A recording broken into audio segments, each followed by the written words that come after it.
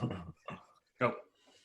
What is up, guys? Welcome to the Triage Method podcast with a threesome this week, actually.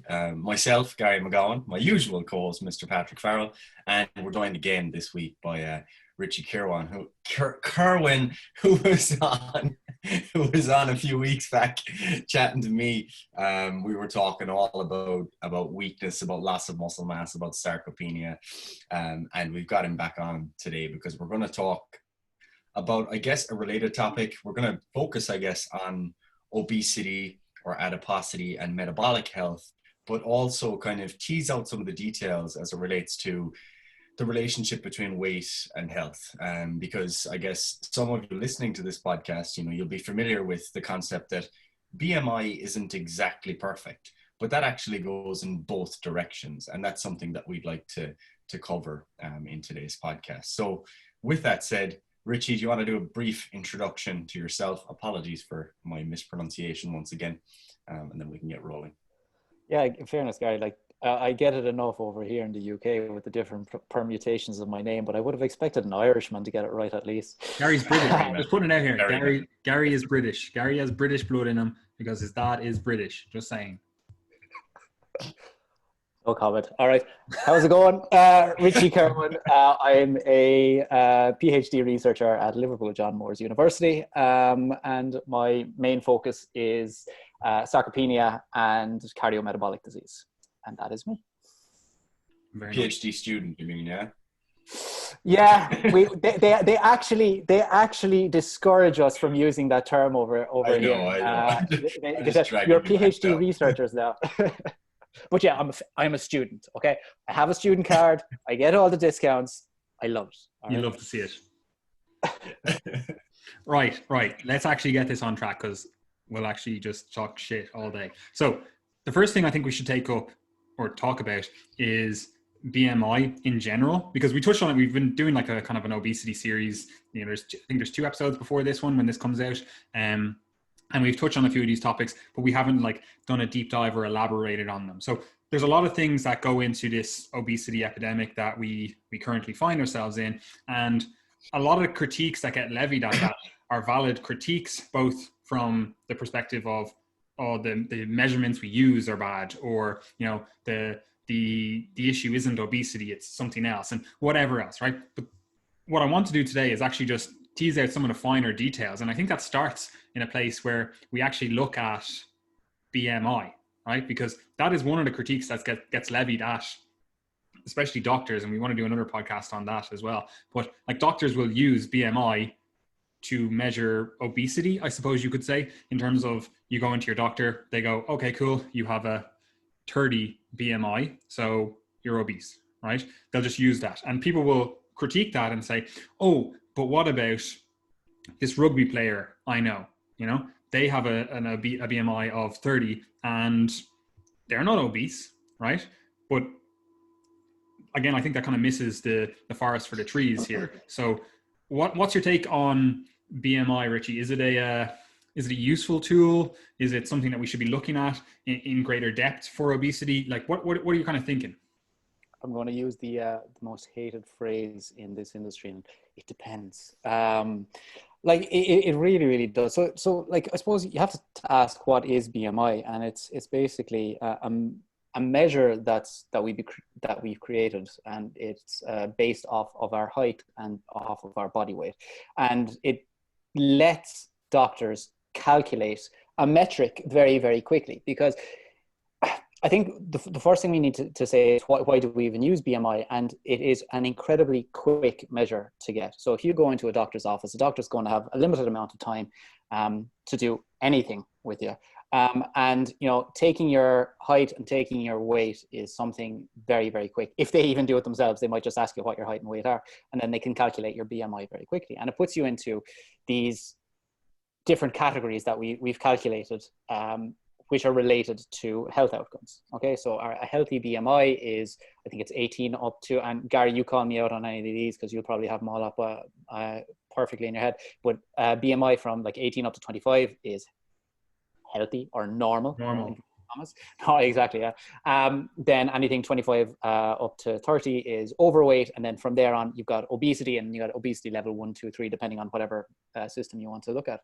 And what people kind of tend to think of with BMI, and people get very, very, I'm going to say, almost triggered by BMI, is that if somebody is told, okay, you're in the overweight category, they're like, oh, Jesus Christ, doctor's telling me I'm overweight, like, you know. But for example, like you mentioned there, a rugby player, like, geez, most rugby players are probably classified as obese by the BMI scale, but are they unhealthy? No. So when people look at it on an individual level like that, people are like, oh, the BMI measure is absolutely useless because, you know, it doesn't tell us anything. But I think the whole point of BMI is not to be helping diagnose somebody as being healthy or not. The whole point of BMI is, just like we said at the start, it's a very rapid screening tool. Okay, so if a doctor sees that you've come in, and you might come in and you might have, you might get your blood work done, and you've got, you know, your LDL is high, your HDL is low, or something like that. You know, your blood glucose might be high, and the doctor looks at your BMI, and your BMI is in the obese category. The doctor's kind of putting all of these things together and saying, okay, look, you've got all of these risk factors over here. It might be worth losing a little bit of weight because we know that weight loss can improve some of these risk factors. And on top of that as well, BMI is really useful if we look on a population level. Okay, so if we're trying to compare two populations, say at two different time points, like, so if we look at, you know, Ireland back in the 1970s and look at the general BMI, and we look at the kind of the average BMI in Ireland today, we can use those to have a look at what's been happening in the population, even just from a weight to height perspective. And, you know, I'm kind of getting out of this because there's a lot of stuff that we need to get into about BMI and what makes the difference of it. But that's just to start off. But I think one of the big issues with BMI, and hopefully we'll get into this, is BMI doesn't give us any indication of somebody's body composition. So it doesn't actually tell us anything about the level of body fat somebody has or their level of muscle mass. Okay, because it can't, because you cannot do that in the 30 seconds it takes to measure somebody's weight and height. Okay, and that's why BMI is still used today, because it's a really easy, really quick measure. But it doesn't give us much information on an individual level. And that's where we do need more information if we want to get a better indication of somebody's health. So BMI isn't diagnostic. It's, like I said, a screening tool. And like, before we go any further, I suppose, like, anybody want to add anything to that? Yeah, I think that, like, that is something that we brought up in the last episode of the podcast as well, that, like, BMI is fundamentally, like, useful for public health, in that, as you say, if you look back over the last 15 years in the trend in body weight in any given country, or you just look at the trend in BMI, you're getting information about the progression of obesity, because the assumption is not that everyone gained muscle. Like, people didn't just start getting jacked in the last 50 years. So when you're carrying out a population level study as a public health researcher, you're getting a lot of information from the assessment of BMI. And the closer then we get to the individual, the less useful it's likely to be, particularly when we have more information available. So there's a little bit less signal coming from it. However, that doesn't make it totally useless, because people do like to come back to the example of the rugby players, but, like, where are all these rugby players I see walking around every day? Like, you know, they're rugby players. You know, they're by definition, like, elite rugby players are the outliers. So, you know, it's not like everyone is walking around with that much muscle mass. And even if you look at, like, natural bodybuilders, for example, people who are, you know, really trying to build as much muscle as possible, their BMIs don't tend to be that high when they're lean. You know, it's like, yeah, all right, you know, you have built a good bit of muscle, but you'll very rarely see a natural bodybuilder with a BMI that's obese, especially like class 2 obesity, unless they're also carrying a lot of body fat. So, you know, there's still even some signal in there. So yeah, as I say, less useful at the individual level, but more useful at the population level. Yeah, and I'll just like to put in with this as well that I have a BMI of 25. So depending on how you want to view that, I'm either overweight or just at the very top end of normal weight, you know? So again, it doesn't, you are pretty out of shape, like, you know. I would agree with you. I would definitely agree with you, you know, but that's because the government has, you know, prevented me from Blame the government. it's all out of my hands. But anyway, so yeah, okay, we've got it now. I think everyone understands BMI. Like it's quick, it's easy. You know, doctors can use it, like personal trainers can use it, whatever. You can get a quick assessment of what category are we in. Ooh, that should start getting some, you know, cogs in your head turning and going, okay, I need more information to contextualize this number. Right now, obviously, you don't have that information on like a public health level, but if you're talking to an individual, or you are obviously an individual yourself, and you're thinking about this stuff, and I should mention, like, you can quickly calculate your BMI online. Like, there's thousands of calculators that you can literally put your data in. But anyway, you can look at your number and go, okay, wow, I'm at 26, 27. Am I at risk, right? And then you can actually start digging a little bit deeper into the actual context to that number, right? And in a medical context, they might use other metrics. Like you said, Richie, you might have like already context coming to the BMI number in terms of you might have got a blood panel done and they're checking your BMI because they've seen some numbers out of whack and they're kind of going, let me just look a little bit deeper. So they have some context to get that number. If you're just an individual and you're getting that number and you want to layer some more context on top of that, you can use stuff like, you know, again, you could be like, oh, I am a rugby player, right? But even that, like the context of your exercise habits, muscle mass, all that stuff, which we will get into, and it does obviously play a role. Even without that, you can still use like data to further contextualize that information. What I mean by that is, like, you could use something like your waist to hip ratio, and that gives you more information. And we'll get into some of the reasons for that in a while. But that's a good proxy, right? And then on top of that, especially if you are, you know, a lot of people listening to this podcast, they go to the gym. Most gyms these days offer some sort of body fat testing. Now, we can definitely get into the accuracy of that, whether it's, you know, good or beneficial or whatever, but at least you have further context, you know? Like if you're coming up with a BMI of 25, for example, right? And you're kind of going, am I in a bad place? You know, I don't really know how to look at that. It says I'm at the top range of normal. Am I getting into the overweight category? Or maybe you're at the 27, 28, 29. You're kind of going, what's going on here? And you get further data like waist to hip ratio. And you're like, okay, that seems to be good. And then you also get further data to that. And you go into, again, like a gym or whatever, or you do some like at home testing. Like I know a lot of like scales these days you can buy, they have like bioimpedance already built into them and stuff. And again, not totally accurate, but further contextualized information. You can look at that and go, excuse me, you can look at that and go, okay, I have a BMI that's telling me 27, 28, but I look at this body fat measurement and it's saying 15, 16%, right? So it's further information. Now, that doesn't mean that you're absolved of all sins and, you know, all is good. Like you could still be at that level and have issues down the road. Your habits, whatever is going on, you're in some sort of, you know, deep calorie surplus. And just because you did this measurement right now and you're all good, that doesn't mean in 5 years time, 10 years time or whatever, you're also going to be all good, which is again, something we'll get onto. So what are your thoughts on that, Richie, in terms of using context to actually look at this BMI number? Context is essential. This is just one example that I like to use with some people. Is if you were told that you had to give let's say a large population of people, if you had to test some of those, do blood tests on them, but we could only test the people who were at highest risk of, let's say we're doing a test for cardiovascular disease and we want to look at cholesterol, but you can only test certain individuals because we've got certain economic restraints. Okay, we don't have the money, we don't have the time to do it even.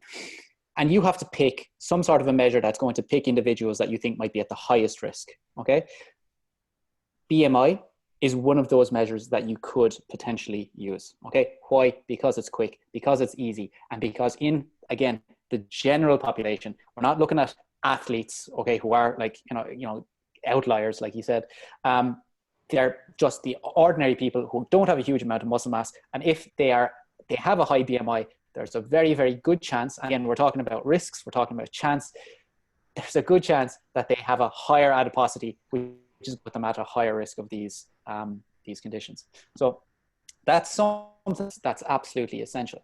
And like I said earlier, BMI is not a diagnosis. Okay, BMI, it's a screener. It's going to tell us, okay, maybe we need to do some more tests with this individual to see how they're doing. And that's where all of these other measures can come in. Like there are plenty of better measures of adiposity there. Okay, so you mentioned BMI, and like, you know, I think BMI, like no, sorry, not BMI, you meant bioimpedance. I think bioimpedance gets an awful lot of hate in the industry, and it really shouldn't, because it's getting better. It's still a relatively fast way of measuring people's body fat and muscle mass. And if you compare it to something like DEXA, which is, like, you know, a lot of people consider one of the gold standards, it's so much cheaper. You do not need to spend a couple of $100,000 on a piece of equipment that generally you're only going to find in a university or in a big hospital. It doesn't take 15 minutes of lying perfectly still to get done. So, you know, that's something that, you know, you could do. Waist height ratio, again, another good one, and I'm looking forward to actually getting into not waist height, but waist to hip ratio is a good one, which I hope we can get into a little bit more as well. But there are so many other aspects of somebody's health, physical activity levels, for example, other lifestyle factors that we need to take into consideration when we are talking about not even diagnosing, but just kind of trying to come to a better definition of somebody's state of health, which is very hard to define anyway. So. Do you have anything to add to that, Gary? Yeah, just a quick note, just to add that, like, these types of problems are apparent with all medical tests as well. And I think if people were aware of that, it might be less surprising that BMI isn't perfect. Like, you're never getting like 100% sensitivity and specificity. Like, they're the terms that are used to describe medical tests often, and it's no different when it comes to BMI. Like, you're going to have false positives. You're going to have people that the BMI scale says that they're overweight or they're obese, but it's a false positive because maybe it's just muscle mass and therefore the risk isn't the same, along with false negatives because people might be a normal weight or a healthy weight, but they actually might have lots of adipose tissue, you know, and they might actually have very poor metabolic health. And that also goes for so many different medical tests. You know, you've seen discussions about that related to coronavirus testing, for example, over the past year. You know, what level of false positive and false negative is acceptable, and then how you integrate that with other information is also really important, because before you do any sort of medical test, you want to know why you're doing it. Like, what's your suspicion of the problem that could be wrong already, you know? So for example, if we're talking about BMI and we know that someone has high blood pressure and they've got, you know, dyslipidemia and they've got other obesity related problems, and then the BMI is also overweight or obese, then that's additional information that makes a subsequent diagnosis or decision making process more accurate because you've put it together. So the context is really important. And I think just remember that goes for like every blood test your doctor takes, every scan you get in the hospital, and it's the exact same with BMI. It's never ever just a case of, you know, 100% all the time. Well, in some cases, but very rarely. Right, that's fair enough. I think we've put that to bed. Hopefully, people understand now that. Go on. And just to go off on a little bit of a tangent, but like, this is to do with something that like Gary's been talking about lately in his stories. I think the fact that these tests aren't, again, quote unquote, perfect, is one of the reasons that we have so many people hating on medical science and saying that, you know, it's all, you know, basically not trusting in it at all, because they think that it's supposed to be perfect, and then when it gets something wrong, it's like clear evidence that it doesn't work, full stop, which is kind of like a very reductionist way of thinking, I think. Yeah, but that's science. Like, that's the whole point. It's never perfect. That's kind of exactly the whole point of doing science, is that you reduce uncertainty over time. But obviously, I do understand why people assume that, you know, if one thing goes wrong, then that means the whole institution of science or the process of science is just worthless. Because if you haven't understood that in the first place, the scientific method, then yeah, I get it, you know. Yeah, and it's also like scientists and medical professionals themselves, it's a problem that they've created by making it out as if like the science is infallible, and then as soon as you see a little chink in that armor, you're like, oh my God, you're not infallible, you know? So like, again, like, you can understand how the general population is like, oh, I saw this article by someone that, you know, said they're a doctor, even though it's like a doctor in like, I don't know, some fucking chiropractic or something. it's like, oh, they're a doctor as well, and they said this, and you know, you get conflicting information, and like even our supposed like sense-making organs in society, like the media, the government, whatever, like they don't put out the best information, or they don't put out the best information in a timely manner. So again, like you can understand how the general public gets misled on these things, especially like if we're bringing it back to this like obesity stuff and like the BMI stuff. Like you get like sensationalist headlines in the media portrayal of, you know, whatever it is, and people then think that like the knowledge that we have is 100%, like that's it, and then they try to apply that. For example, like you'll see a lot of people say that like calories in, calories out, that equation doesn't work because I tried it and it didn't work for me, so therefore the equation is wrong, the science is wrong, it's something else, right? But again, it's like that's because they didn't get correct information and they weren't able to apply that information in a correct manner, right? And obviously that's a much larger discussion. But what I want to do is bring this conversation along to kind of push off on that waist to hip ratio stuff. And I want to bring in two things to discuss that. And the first one is this idea of like metabolically healthy obese individuals, right? And that's somewhat not related to the waist to hip ratio, but then I also want to go on to the role of, we'll call it like central adiposity, visceral fat, and what that's kind of doing to the body, I suppose. And then obviously that is where this waist to hip ratio does come in. If we're talking about like central adiposity, you know, we'll call it stomach fat, if you will. It's like the layman's term would be like, oh yes, I have fat around my stomach. And obviously that's potentially indicative of also fat around your internal organs, you know. Obviously it's not perfect, because like you could have a fat over your rectus abdominis, for example, but not have a lot of fat in and around your organs. So there are some differences in terms of where this body fat is distributed. And this is also, when you look at it, this is why males have, you know, we'll say worse health outcomes than females, because males generally tend to hold more fat in this visceral area, this kind of central adiposity. And that's the kind of phenotype of, you know, your typical male. And whereas that's not the same with females. They seem to hold it in more beneficial areas of their body, like their ass and their boobs. And I don't mean that in a male chauvinistic way. It's like, that's just like more beneficial for health to have your fat in those areas, you know? But anyway, what are your thoughts on that? Starting with the metabolically healthy obesity phenotype, because this is a thing. And this is, like I was saying, like you can have the media portrayal of this saying, and like you then feel vindicated if you are an obese individual. You have the media portraying that, oh look, science has proven that you can be metabolically healthy and obese, right? So don't worry about diabetes, don't worry about heart disease, don't worry about these typical diseases of obesity. Once you're metabolically healthy, like, and we've shown here that there's metabolically healthy obesities and metabolically healthy obese individuals. So we're absolved. We don't have to deal with it. It's not an issue. Is that reflective of the science? Do you think that's a good interpretation of what we currently know?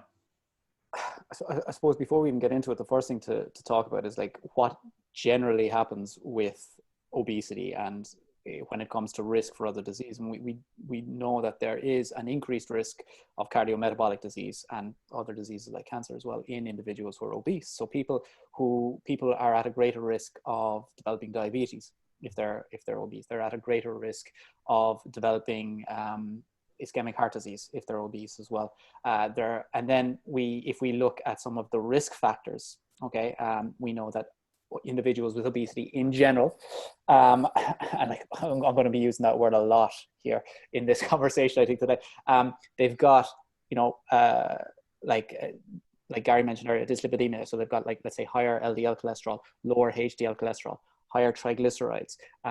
They've got higher fasting glucose, higher fasting insulin. They've got higher blood pressure. Okay. So that's what normally happens. But we've also got this subset of the obese population that doesn't have, let's say, levels that, okay, and I'm going to say right now that are as bad as in the general obese population, okay? And they're called what's now called the metabolically healthy obese phenotype, okay? So it's basically somebody who's got obesity, who has a lot of body fat on them, but they don't seem to be suffering from to the same extent as other individuals. And I think one of the things is, like you mentioned, people are using the metabolically healthy obesity to say, there you go, it just goes to show that, you know, having fat on your body doesn't make you unhealthy. And I think that's, again, you know, a very, very simplistic view. It's not saying that. It's just saying that, because we know in general that it does, just saying that there is a population of people that don't seem to be suffering to the same extent that others are. And I think we need to think about, like, how are we defining metabolically healthy obesity? And the first problem is there's no consensus definition. But one that I particularly like to use, and I'd love to get your opinion as well, lads, about this, is like, so there's the definition of metabolic syndrome, which is identified with two or more of either some form of poor glucose control, so elevated fasting glucose, or some indication of insulin resistance, low HDL, high triglycerides, high blood pressure, and then a high waist circumference. But in this case, we wouldn't talk about waist circumference just because we're talking about obesity here. So if you have two of those, that classifies you as having metabolic syndrome, okay? And if you have, so basically, if you don't have two of those and you are obese, you are classified as being metabolically healthy obese. The issue is we're talking about certain cutoff points here, okay? And people like to talk in black and white. And I talk about this a lot. Like, people's thinking is very, very black and white in general, because it's easier to think of things in black and white. But I think we need to look at obesity and the metabolic health within obesity as a spectrum, as opposed to being, you know, either you are or you aren't, okay? So what we see within, and by the way, lads, I know I'm talking a lot, so at any point jump in and tell me to shut up, all right? Within that spectrum, we have individuals who are obese, okay, and who are classified as being healthy because whatever markers we're looking at don't go past the cutoffs for being unhealthy. But one thing that we don't consider is that they may be within a range of values. So we know that we have certain ranges of values for cholesterol or for blood sugar that you know, qualify as, like, people almost look at it as good or bad. But somebody who's obese but classified as metabolically healthy may be at the extreme end of healthiness within an otherwise unhealthy phenotype. And on top of that, we also need to consider that we've got these individuals, we're looking at them at one point in time, and we don't know what is going to happen to those measures of health, you know, 5-10 years down the line. And I think we have enough evidence to say that the metabolically healthy obesity phenotype, that it may be a transient state. Because we do know that if you find individuals who are obese but are metabolically healthy, they have a much higher risk of transitioning to a metabolically unhealthy phenotype, you know, 5 or 10 years down the line. So we have, like, some solid evidence on that as well. And also, if you look at a metabolically healthy population and you compare them to an otherwise healthy normal weight or normal BMI population, you tend to see that the blood work in the metabolically healthy population is still not as good as the metabolically healthy individuals of normal weight. I'm going to stop there because I need to take a breather. Are you doing to add to that? Yeah, I think this again comes back to an issue of, like, what are we actually measuring? And these are the inherent limitations of practical medicine, practical research, etc. Like, if you go to your doctor and they're taking bloods and they want to send them away to biochemistry for assessment, that they get them back, you know, you're going to say, all right, you know, we want to get a basic lipid panel. I want to see, right, what the glucose is like. You know, you're just kind of getting an idea. You take the blood pressure, and they're giving you some signals of an individual's cardiometabolic health. But even when you have those things, as Richie mentioned, you know, you're assessing for the rough criteria for metabolic syndrome, there's still other excess criteria that are not captured within that.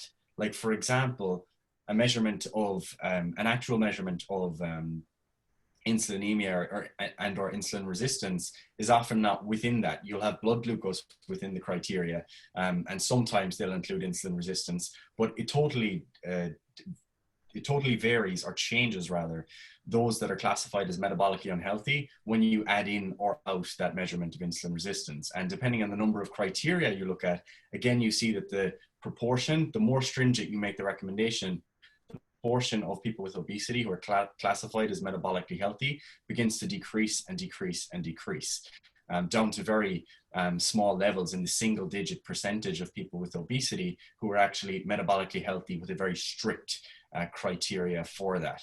So there are excesses beyond the things that we typically measure. And even if you were to take that further, like when you do a very basic lipid panel, let's say, and like a lot of studies will just say LDL-C is your characteristic for cardiovascular risk, for example.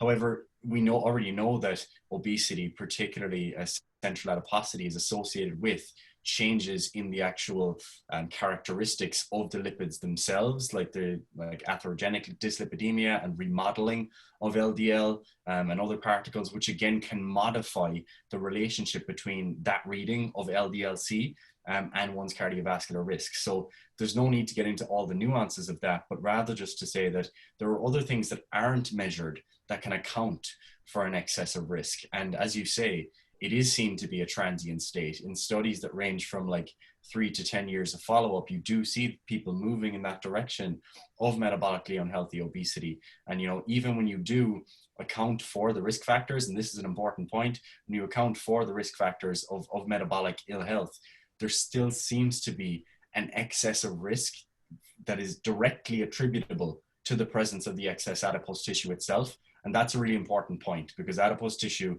is not benign. It's not just a storage unit. It is very much a functioning organ in and of itself, and can exert its own pathological effects on top of the effects that it's having on those metabolic parameters that we're measuring. Yeah, and just the way I kind of conceptualize it, and again, I'm stupid, so take that for what you will.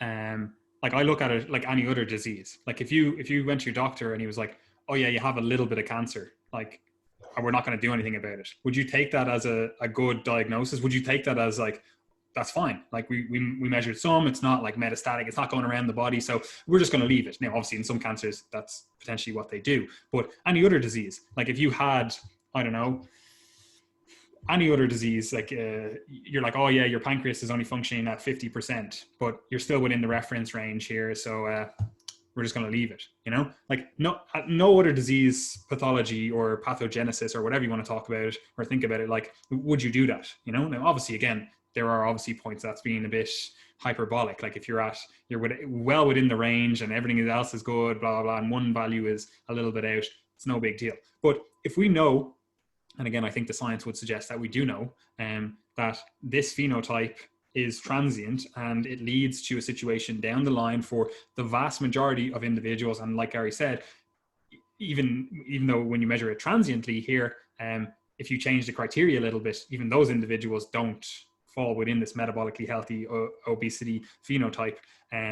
If we do know that over time, they seem to actually develop all of the same things that other individuals who are obese develop, who aren't metabolically healthy, why would we take that as a good like measure, or why would our interpretation of that be all is good? There's metabolically healthy obese individuals, so that's great. You're right. We don't have to worry about it. When we know that the vast majority of people, this is just a transient point on the way to a disease state, you know? So again, like I just think of it in terms of any other measurement, any other disease pathogenesis. Like your doctor goes, yeah, your blood cholesterol is, 70% in the reference range, but it's not a good place to be at because of whatever. Like you just take that as advice and go, I'm not going to do anything about that because it's within the reference range. Like, even though you know that there's heart disease in your family or other individuals with these metrics or whatever tend to go on to have these poorer outcomes, So like in my mind, I view this as this metabolically healthy, obese phenotype as great. We've caught it early. Let's start treatment now to get ahead of the curve. You know, in my mind, like that's why I use the cancer one in the start, even though obviously they're not the same. I'm like, if you catch it early, like you're in a far better position to deal with it rather than if you catch it late, you know? So it's the same in my mind. I'm thinking of this metabolically healthy, obese phenotype. Like you've caught it early. Great. Now's the time to bring in these interventions and get into an even better place so that we don't end up metabolically deranged down the line. What are your thoughts on that, either of you?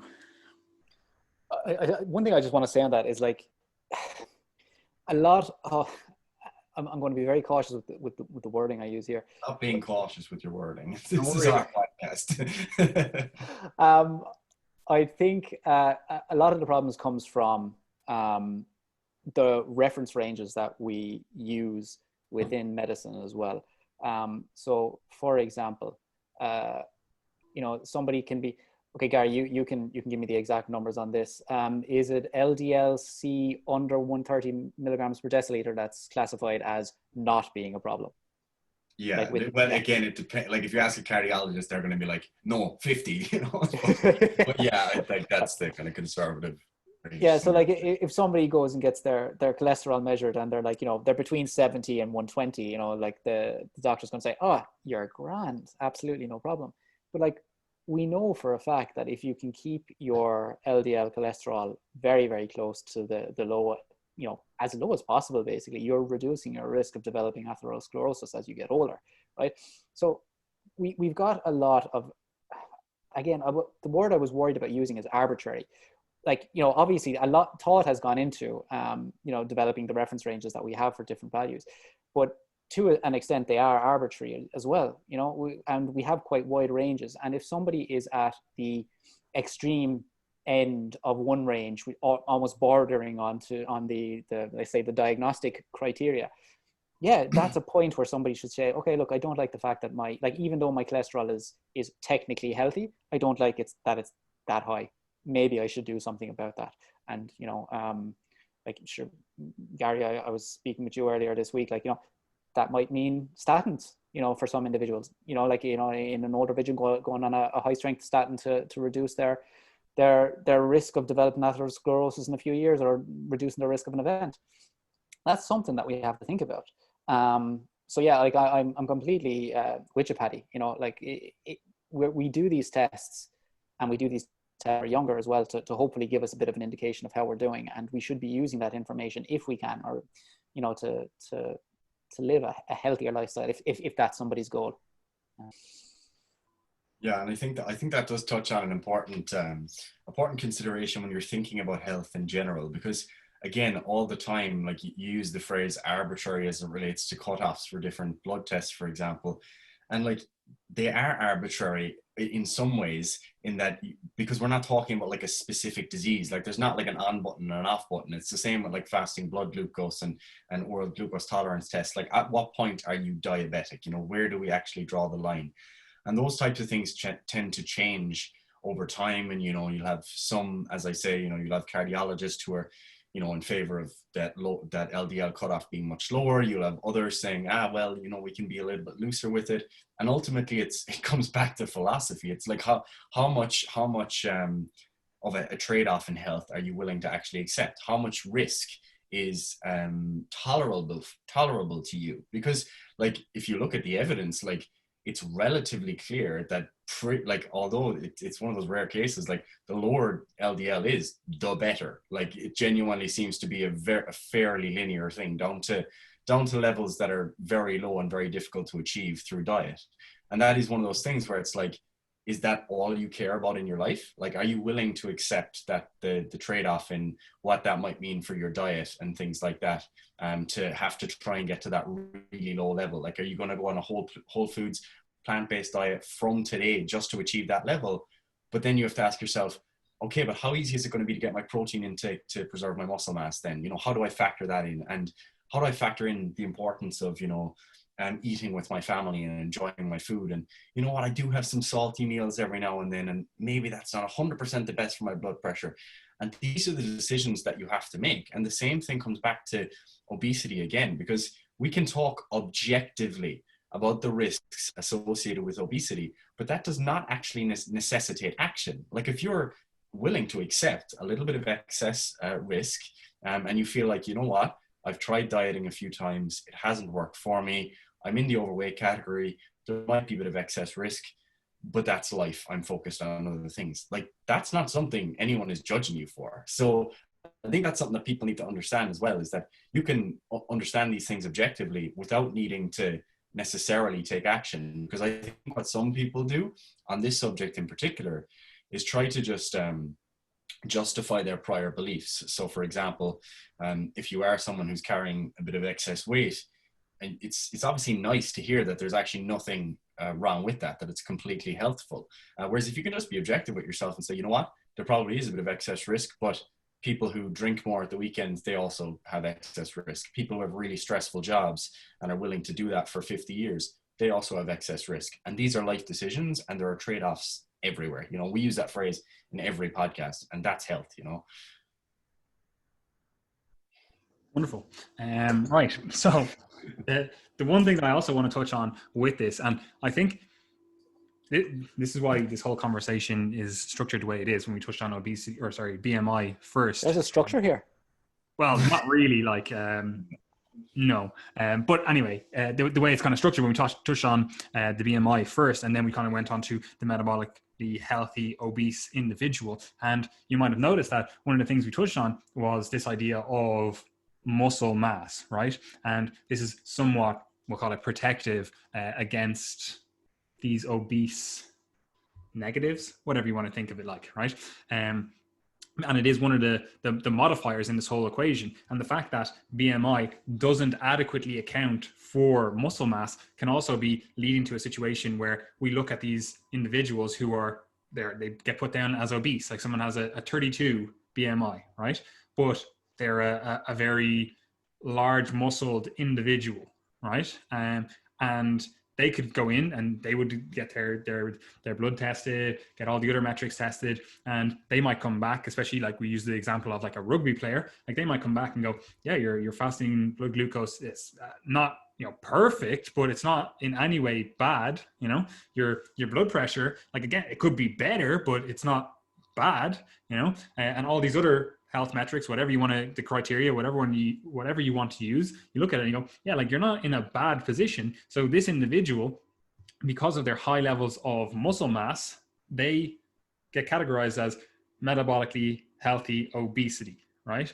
And this can kind of confound all the other stuff, because someone else will then look at this and go, oh, there's metabolically healthy obese individuals, and I'm one of them. Like, you know, it's like they'll look at it and they'll be like, they don't have the context for that, in terms of they don't realize that this is also including the category of these rugby players who have huge muscle mass, or like, again, like pick whatever quasi strength sport, like American football, for example, or like even powerlifting, like an actual strength sport. Like you have individuals. Now, powerlifting is a little bit of a different case because they're not actually doing a lot of like cardiovascular work on top of their strength training. So they're probably more likely to see negatives at a lower BMI, but obviously that's not like across the board. Like you could still be in phenomenal metabolic health just from doing your triples. But you know what I mean? So like without that context, without realizing that, you know, this is also including rugby players when we talk about metabolically healthy obese individuals,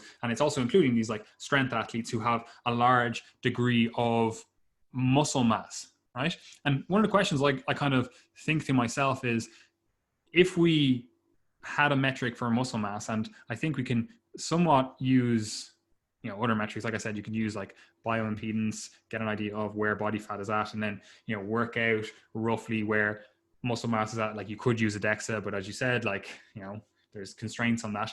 Like I kind of think, is there a way to, going forward, have some sort of qualifier when we do studies on metabolically healthy obese individuals? We have to use some sort of body fat criteria so that we can, you know, get rid of the signal from the noise and understand the actual role of muscle mass in this whole phenotype, right? Like, I don't think it's the case, because I think it is just a case of like we're in a disease pathology or pathogenesis. Like we're in a certain point in this disease progression. You know, that's what I would think. But I also can't say for certain that it's not a case that a lot of individuals went in with a high degree of muscle mass and threw off this number in terms of this metabolically healthy obesity phenotype. Now, again, I don't think that's the case, because like Gary said earlier on, it's like you don't see these huge individuals just walking around with huge amounts, like 18-inch arms, walking around going like, oh yeah, like I'm obese, but I'm jacked as well. So like you don't really see that a lot. So I don't think it's the case. But what are your thoughts on this, we'll call it this muscle mass qualifier in this whole idea of metabolic healthy obesity, and then also just obesity in general? If you threw that spanner into the works, it might upset a lot of people. It would be really, really interesting to look at that. I see. The thing is, we need to know how are we going to measure muscle mass, for one thing. Okay, like what device are we going to use, and then we need to talk about how are we going to categorize it. Okay, because so I did a post last week, and it was looking at skeletal muscle index, which is skeletal muscle in relation to somebody's total body weight. Okay, and that's a potentially useful metric, and it was the relation with insulin resistance. So more muscle was related to better insulin sensitivity. So it's something that we need to take into consideration. Whether we should be looking at this for certain cutoffs, I don't know. I don't know how useful certain cutoffs would be, because if we just let's just talk on a kind of a public health level right now, and if we talk about kind of general recommendations for everybody, I don't think we should be saying to everybody, okay, you need to get your BMI here, and you need to get your body fat here, and you need to get your muscle mass here. I think we should be kind of looking at certain behaviors that we can help with individuals, and we can talk about behaviors that improve muscle mass. So getting people to do resistance exercise, getting people to do exercise full stop, getting people to do resistance exercise if we can, and making a few tweaks to diet as well that can help improve that might be beneficial. But yeah, muscle absolutely does play a huge role in health, in cardio. Like, you know, you know, Gary and I, we've had this conversation already on the podcast about how many different aspects of our health muscle plays a role in, and it's going well beyond the cardiometabolic side of things. You know, it goes into mental health, it goes into, you know, your actual skeletal health and things like that as well. So yes, we absolutely need to consider that, and I think the more research that will be done in the future, where we have better measures of muscle and body fat specifically, as opposed to looking at this generally gross BMI or just looking at waist circumference, or, you know, it's going to give us better information. It'll help us better tailor the advice that we can give to people in the future as well. I think. I don't even know if I've answered your question. You did. Gary, do you have anything to add to that? No, that's all good to me. You looked like you wanted to jump in there. You were like, I was going to add a comment, and I was like, oh, that's fairly low value, but I'll add it now. Sure. I was just going to say that, like, you did hear this like a number of years ago. It was a topic of discussion. I haven't kept up on reading about it really that much, to be honest, but I remember there used to be a lot of talk about the mortality benefits of obesity, and that, you know, there was the kind of paradox as you get to older age, but that when you actually go on to account for or look for why that might be the case, it seems to fundamentally be the extra muscle mass that they're carrying that reduces risk of sarcopenia and associated illnesses that we talked about on the previous podcast. Is that fair from your understanding? Is that kind of what you've seen as well? Yeah. So yeah, the obesity paradox. It's really evident in cardiac populations, especially. Okay, people who've suffered some sort of a cardiac event, basically somebody who's got a higher BMI, they've got much higher survival rates, lower mortality rates than those with lower BMIs. And it does appear that muscle is the indicator. Those with actually funnily enough, those with the highest muscle and lowest and highest fat as well, so together seem to have the lowest mortality rates, but those with the lowest muscle and lowest body fat together, okay, so it's a weird combination, have higher mortality rates. I think the interesting thing about the obesity paradox is it is exclusively a remnant of BMI. Okay, it doesn't exist with any other measurements. It's just because, and again, this goes to show, you know, like that BMI is not applicable in all situations. We can't use it in all situations. So it's a perfect example of that. And people were wondering, what the hell is going on in here? Why is it that these people with this higher BMI, why are they living longer? And, you know, when we actually look at it, it's not down to BMI. It's down to much more important factors like muscle mass, like you said there. Yeah. So it's a really good point you brought up, Kev. Yeah, I was thinking it was going to be low value. So yeah, that's pretty much covers all that I want to cover. However, you're not done now, right? Because what I want to cover, because this is our obesity series, right? So we want to cover things from all angles and get an idea of other people's. Like myself and Gary, we have similar enough viewpoints on a lot of things. Like Gary's definitely far stupider than I am, but like we have very similar viewpoints. So like I don't want to just be in an echo chamber with me and Gary going like, oh yeah, like that's the focus we should have, or that's what we should think about, or whatever, right? So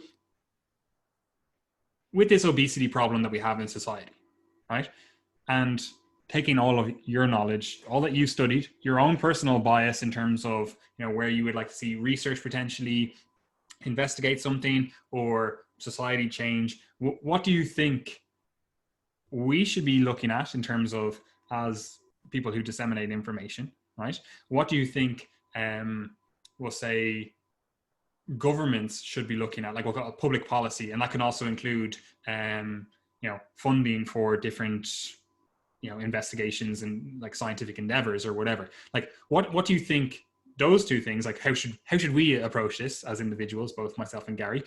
How should governments approach this? And then also, how should the individual who is trying to navigate the world themselves in terms of, you know, navigate this obese environment that we find ourselves, obesogenic environment that we find ourselves in? Like those three aspects. What are your thoughts there? Now, I know I'm putting you on the spot going like, here, think of everything you've ever thought and solve it all, like, you know. But what are your thoughts on that? I suppose you could start with us, say that we're too stupid to ever solve this issue by ourselves if you wish. But what are you thinking? My first question is, what is this issue? The obesity problem in society, you know? Oh God, Jesus Christ. Right, we're going there. I think there's not much that yourself and Gary or any individual, let's say people who are involved in science communication can do. Okay, it's a tough one because the problem is a public health issue. Okay, now you lads put out great information. There's other people that put out a load of great information about, you know, the health implications of obesity and, you know, the effects of diet on different aspects of health and fitness as well. And we are going to have a very, very small subset of the population that pay attention to that stuff. Okay.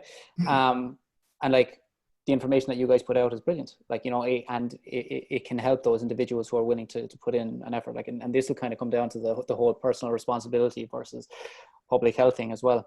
But I think the obesity epidemic is very, very much a public health issue. And I don't know how the hell it's going to be solved. But we can talk about what are causing the issues. And the issues are fairly clear. You know, people are eating far too much. And you have to ask, why are eating people, and not exercising as well. And we know people aren't exercising because it's just the way society has gone with our jobs, for one thing, okay? People work long hours sitting in front of a computer, as we are doing right now. But I think the main issue is that we need to really, really focus on the food situation. And we are in a perfectly obesogenic environment. We have access to incredibly, you know, hyper palatable foods that provide very, very little satiety value, oftentimes not providing a particularly nutrient dense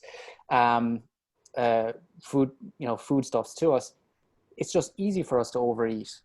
And we are, yeah, it's like, I have to say this to people: maintaining a healthy body weight, whatever the hell that means, in this day and age, it's fucking hard.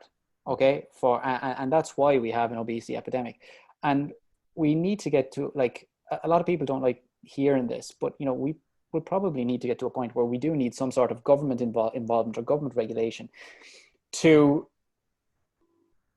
let's say, make our environment a little bit more conducive to maintaining a healthier body weight and better activity levels. So that might come down to advertising. It might come down to different standards with the foods that are marketed, or different levies on different foods.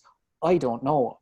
I'm just a fucking student, as we said at the start of this. Okay, all right. This isn't my field, but like, I have to be very, very honest. The obesity epidemic is not going to be solved by flipping sarcopenia researchers, or researchers into metabolic health or cardiovascular disease. At the end of the day, the people who are going to solve it are people involved in public policy. I genuinely think that, and that's way beyond my scope, and I'm leaving it there. So I'm dodging the bullet. There you go. Do you mind else to add? Yeah, like, I mean, I agree. Like, I think that any viable solution that's actually going to, like, properly move the needle on obesity prevalence is going to be quite interventionist from a government perspective, and people won't like that realistically.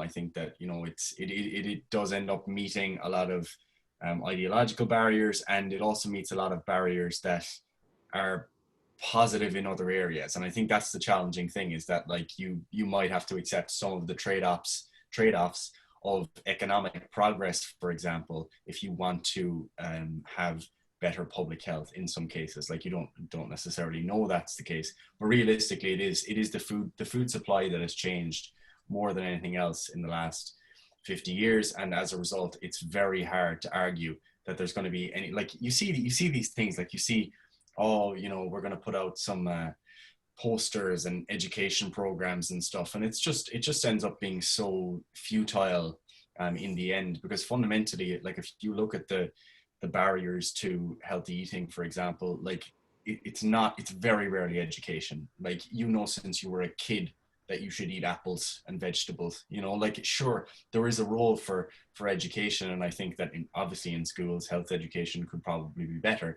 I think we'd all be very much in favor of that, but I don't think that acts on its own. I don't think that the kid who has all this newfound health knowledge and goes home and there's chicken nuggets on the dinner table because they were cheap and that was the family could afford, or that's what the family could afford on that given day, given the limited food budget and the availability of these foods, etc.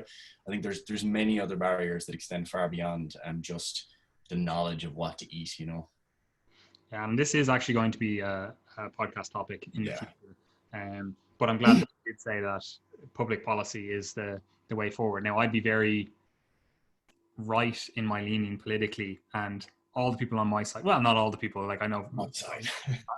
I know a lot of individuals on, like, my side or whatever that would be very much in favor of regulation in certain things, especially, like, I'd be more of a I can't even say the word, but Keynesian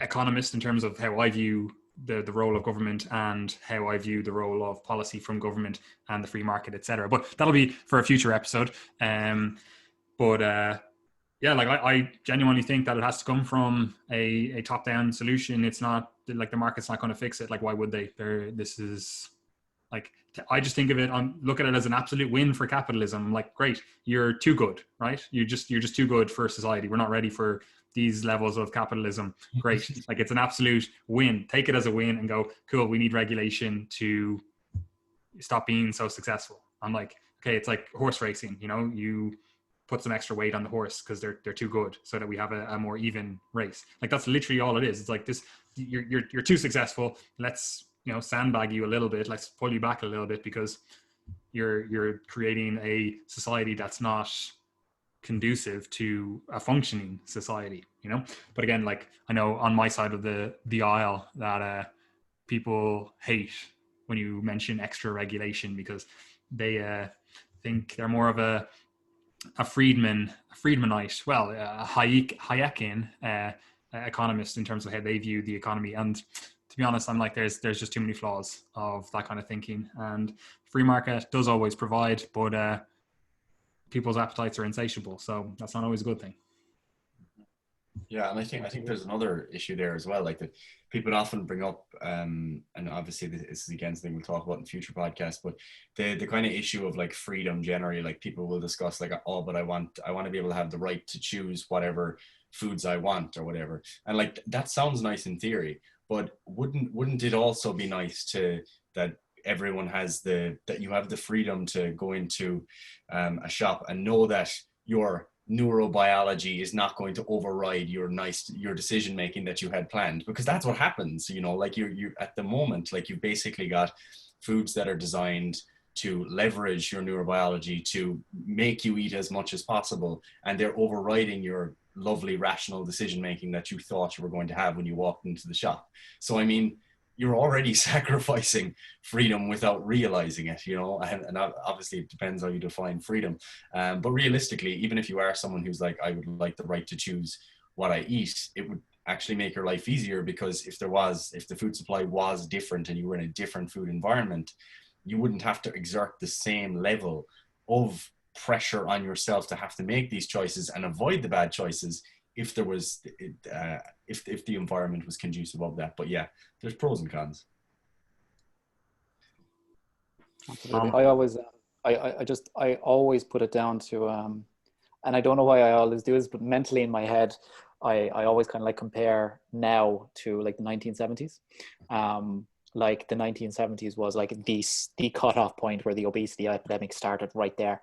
But I think an easy way to think about it is like if we think back to our childhoods or something like that, even, and I can do a kind of I can project back a lot further than you lads, but I remember a time where, you know, we didn't have, like you said, all of these options overriding our heads before us. Like you go into a supermarket, like if I go into a supermarket now, I am literally like I don't know, what's an animal that looks at anything that's colorful or sparkly. I'm one of those things. If I see something colorful, I'm like, ooh, what's that? I can eat. Like literally, my girlfriend makes fun of me the whole time because I'm like, ooh, that's new, I'll try that. There's always something there that's literally saying, I want to be inside you. And I'm like, I want you inside me as well. But if you go back 20, 25 years, there was a lot less of that. Okay. It's so normal. I call it the treat yourself mentality that we have nowadays, that whenever we are out and about, it is an opportunity to treat yourself. Getting a coffee? Oh, sure. I'll have a little pan of chocolate there as well. Or, you know, I'll get a cheeky slice of carrot cake, you know, because it's there, it's cheap. We've got all of this excess money, and it's just easy to eat. It's wonderful as well. It's like it's an absolutely beautiful experience. Like, so yeah, we're screwed. We need to do something about that. Right, so you'll be interested in our future episodes then. But the final question that I just want to kind of end it on is, if you are an individual, right, and you are afraid of becoming obese, whatever, how do you navigate the food environment? Like, how do you think it is just a case of, you know, find a way that you can exercise more, or, you know, expend more calories, and find a way that you can, you know, eat less? Is that all that it comes down to? Like, I know we, like, as an individual, you're not going to solve the policies, you're not going to solve whatever. Do you have any advice above and beyond that? Because, like, realistically, that's our advice. Like, find a way to eat less and exercise more. Like, I wish I had better advice for the individual, but like I don't. So I'm just wondering if you do. Am I going to solve the individual obesity problem right here? Okay, here, listen up. Look, there's certain habits that people need to instill, and it is very, very much a thing of making them into habits. But like, there are certain things that people can do that will make sticking to a diet easier. And at the end of the day, that's what you need to do. You need to find a way that you can stick to a diet over time that will help you keep fewer calories and eventually lose weight. And there are so many different ways of doing that. Like you can increase volume with low calorie dense foods like vegetables and fruit. Adding lots of fiber to your diet, whole grains, legumes, things like that. Adding more protein to your diet to keep you satiated, also to help you hold on to a little bit more muscle. Getting more exercise when somebody can. I'm only going to say all of the things that nobody wants to do. Okay, people want to hear, here's the one solution that's going to get you there, and it doesn't exist. You're going to have to make some sort of compromise at some point in your life.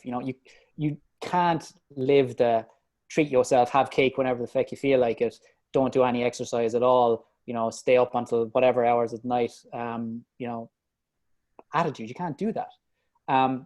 But the one thing I will say is sleep, I think, is absolutely fundamental. And if you were to look for a place to start, and if you're not getting enough sleep, try that, because it's just related to so many health behaviors. If you get sufficient sleep, you are more likely to exercise. Whereas if you don't, you're less likely to exercise. Like I should have gone to the gym this morning, but I was up until 2:00 last night working on the paper, like true flipping story. And I woke up this morning and I said, feck that, I'm not going to the gym because I've got to talk to Paddy and Gary today. And then the same goes for, it has such an effect on your appetite. If you don't sleep, you're going to feel hungrier, and you're going to have a hunger that is aimed very, very much so at, high palatability, high sugar, high fat foods. So give yourself every benefit you possibly can by getting enough sleep. And I'm going to put my hands up right here. I don't do that enough, and I should, but I think it could benefit a lot of people. Fair enough. Anyway, Gary, do you have anything else to say? No, I won't be preaching about sleep anyway. I'm the same. Right. Now, Richie, I'm going to link all your stuff below so people can find all of that stuff. Do you have any parting words to end the podcast on? Do you want to let people know where they can find you? Like, it's going to be linked below, but maybe you have something you want to draw their attention to.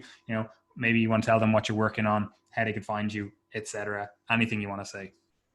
No, just I'm over on Instagram. Come say hello. I'm always open for a chat. That's about it. Oh yeah.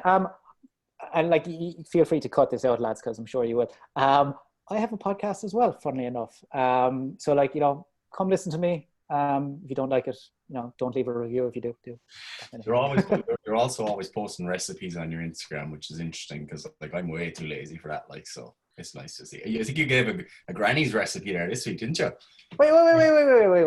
What do you mean by a granny's recipe? It may have been my grandmother's recipe, but anybody can use that recipe. You do not need to be a granny to use it. Case in point, right? Don't go knock. Well, it was absolutely laced in Jameson, and that's only an Irish granny's recipe, Yeah. It was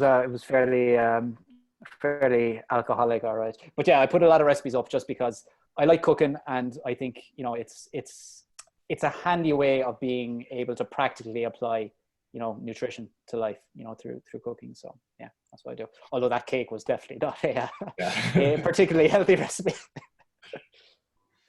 Phenomenal. Well, I'm going to end the podcast here. So again, check Richie out. His links are stuff below. We'll be continuing to record this podcast, and it'll be out every Monday. You know where to find us. Again, our links below. Anyway, that's it. Peace out. Ciao.